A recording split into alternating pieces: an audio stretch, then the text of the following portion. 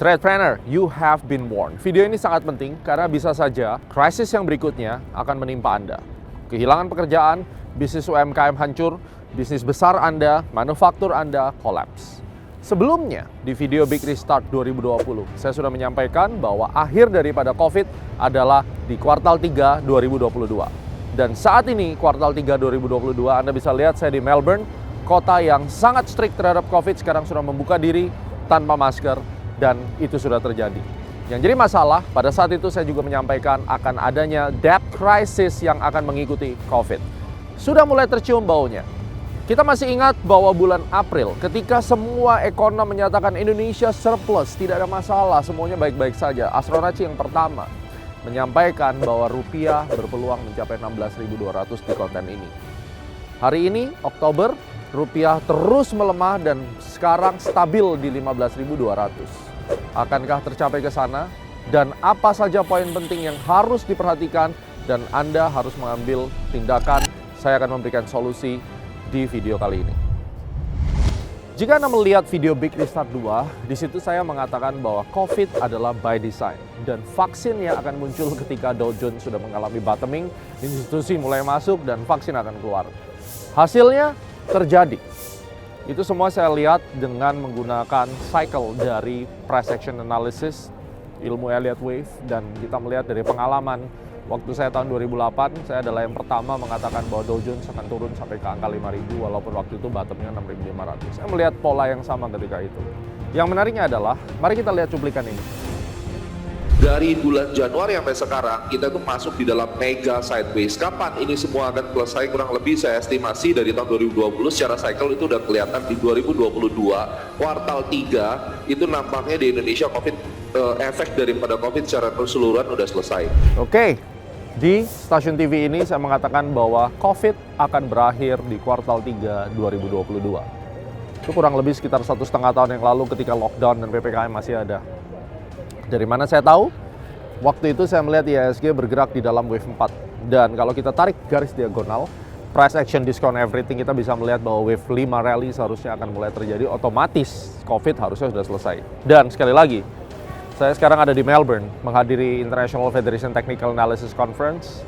Di sini orang sudah tidak menggunakan masker dan Australia sudah sangat membuka pintu mereka untuk turis. Padahal Australia ini sangat ketat pada saat itu.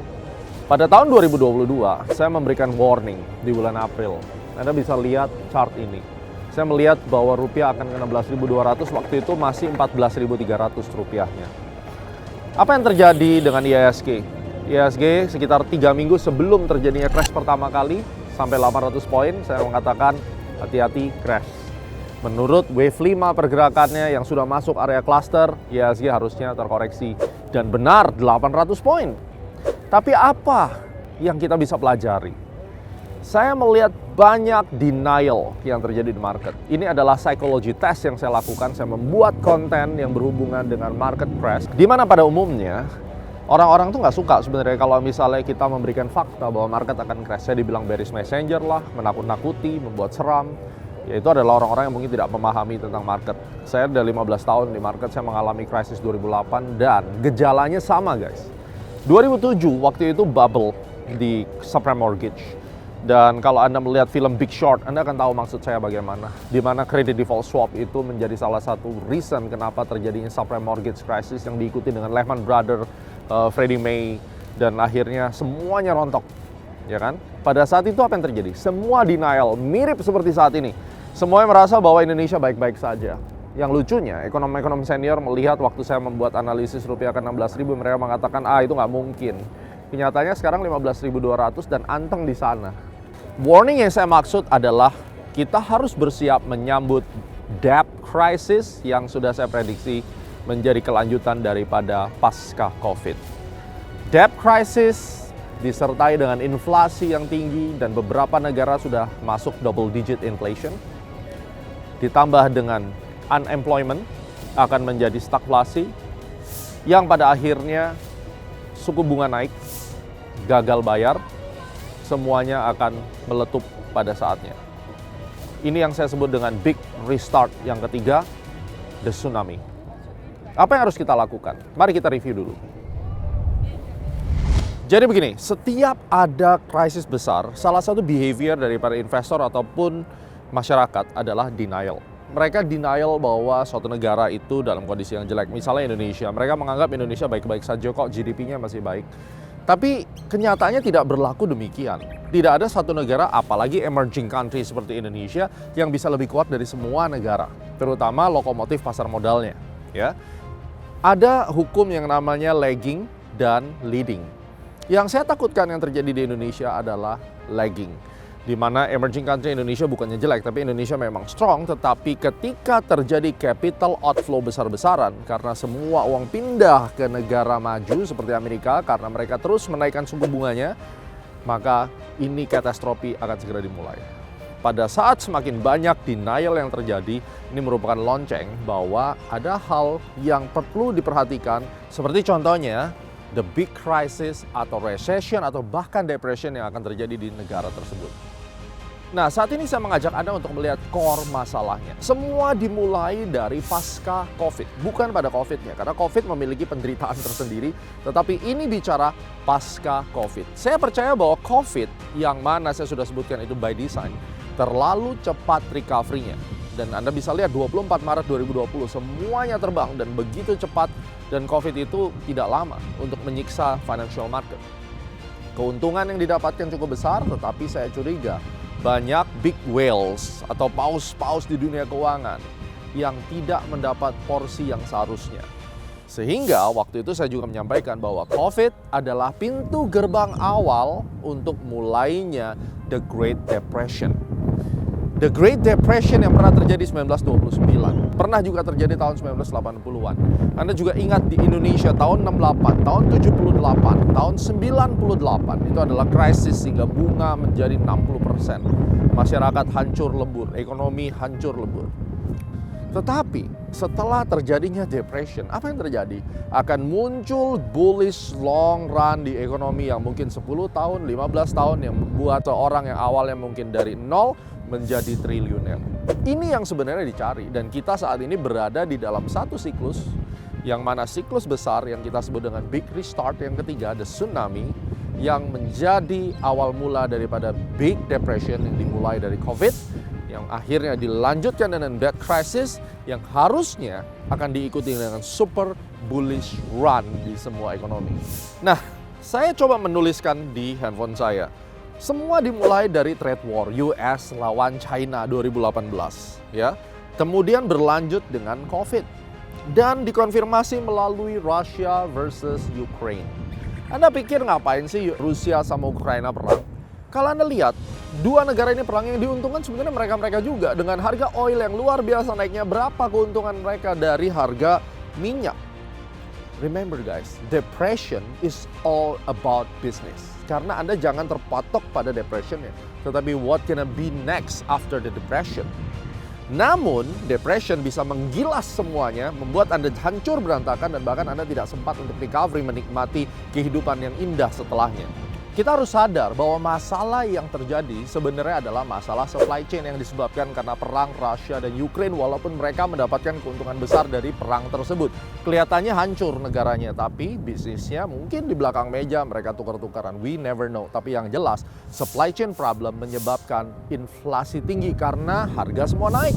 Masuk akal, tidak ada supply, baik itu di makanan, baik itu di bahan industri, raw material, semuanya. Karena Rusia dan Ukraine memiliki peranan penting dalam perdagangan dunia yang akhirnya menyebabkan harga naik semua, inflasi tinggi, bahkan beberapa negara sudah double digit. Amerika sampai 8,6% mau tidak mau harus menaikkan suku bunga. Kalau suku bunga sudah dinaikkan, yang jadi masalah adalah orang yang ngutang, kepala pusing dong. Ya kan? Bagaimana mereka membayar hutang? Ini awal mula sebenarnya gagal bayar, gagal melunasi hutang-hutangnya, akan banyak non-performing loan, ya.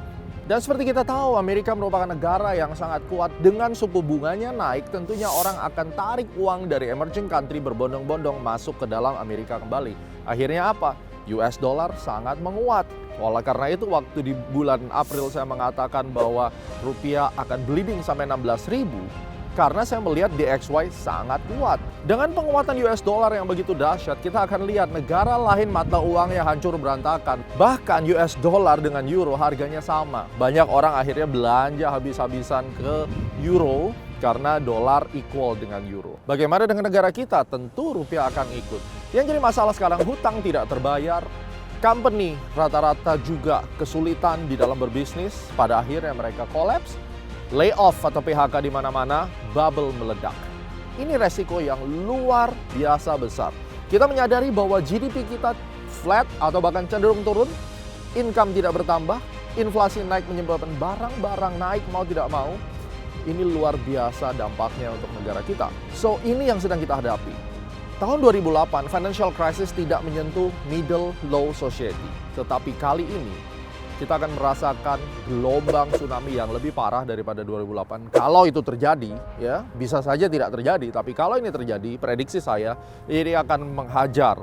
Mulai dari UMKM menengah sampai bisnis yang kecil, bahkan termasuk karyawan. Layoff besar-besaran sudah terjadi di Shopee, ya, dan di beberapa company besar lainnya sudah mengalami hal tersebut. Di video Big Restart 3 The Tsunami, saya akan bagikan pada Anda data-data yang akan menunjang ketakutan saya ataupun warning yang saya berikan, dan juga solusi untuk Anda. Bagaimana kita bisa memanfaatkan kalau terjadi resesi atau bahkan depresi ekonomi, tapi bisa membuat Anda menjadi sukses luar biasa. Tapi saat ini saya pesan satu untuk Anda, jangan berfoya-foya. Tabung uang Anda lebih banyak, sisihkan uang Anda untuk investasi. Karena apabila ini semua terjadi, Anda harus memiliki modal untuk berinvestasi.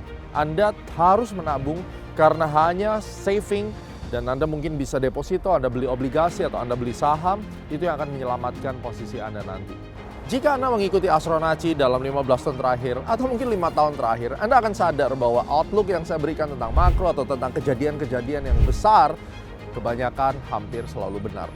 Dan jika ketakutan saya ini terjadi, maka tahun 2023 akan menjadi crash ekonomi dan market yang paling mengerikan dari sepanjang 2008 hingga saat ini. Atau mungkin levelnya sama dengan 2008. Dan recovery-nya paling cepat di awal 2025, mungkin memasuki kuartal 1. Tahun 2024 kita akan menghadapi pemilu.